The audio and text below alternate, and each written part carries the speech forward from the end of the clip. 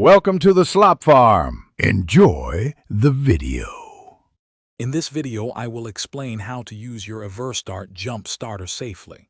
First, always review your specific model's instruction manual for detailed steps and warnings. Before you begin, confirm your vehicle is in park or neutral, the ignition is off, and the parking brake is set. Remember to wear safety glasses and gloves, protecting yourself from potential hazards. Now let's connect the cables correctly.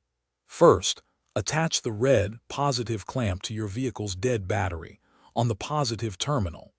Then, find a non-painted metal surface on the engine block or car chassis and securely connect the black negative clamp there. It is crucial never to attach the black clamp directly to the dead battery's negative terminal, as this could cause a spark. With the clamps securely attached, it is time to start your vehicle.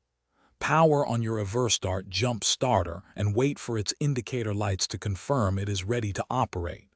Then, try starting your car for a brief period, no longer than 3 to 5 seconds. If it does not start immediately, wait for at least 1 full minute before attempting to crank the engine again. Once your vehicle successfully starts, the job is almost done, but proper disconnection is vital.